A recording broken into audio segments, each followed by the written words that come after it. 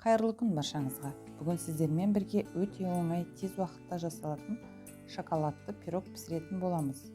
Видеоны соңына дейін қараңыздар, сіздерге рецепт ұнайды деген сенімдемін.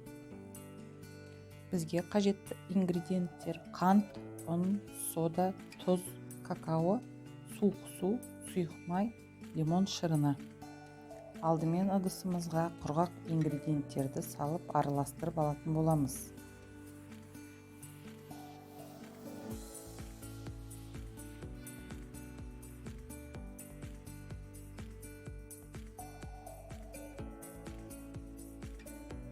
Содан кейін басқа таза ыдыс алып, сұйық ингредиенттерімізді араластырамыз.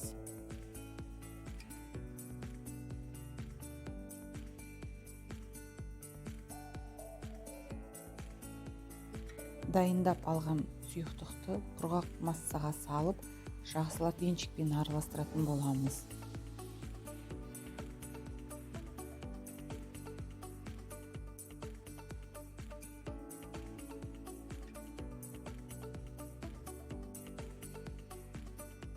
Дайын болған шоколадты массамызды пергамент төселген қалыпқа құямыз.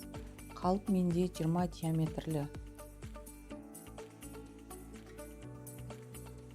Сөйтіп, қызып тұрған 180 градустағы пеште 30 минут пісіріп аламыз.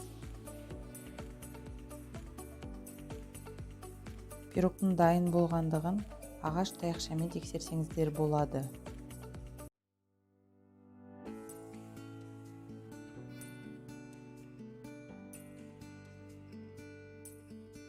Пирогымыз темір торда суығанша шоколадты глазурь жасайтын боламыз. Ол үшін бізге какао, қант, сары май, сүт қажет болады.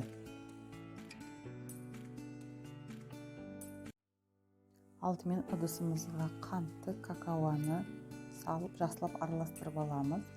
Үстіне сүт құйып, орташа отта 5-10 минут араластырып тұрып қайнатамыз. Үстіне сары майымызды салып жақсылап араластырамыз. Майымыз ерігенше.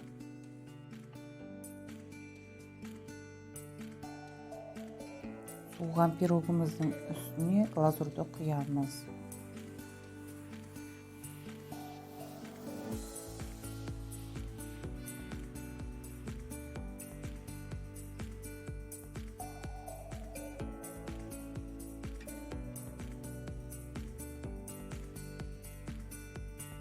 Рецепт ұнаған болса, лайк басып, каналға жазуға ұмытпаңыздар. Сұрақтарыңыз болса, комментарийға жазыңыздар. Мен міндетті түрде жауап беретін боламын.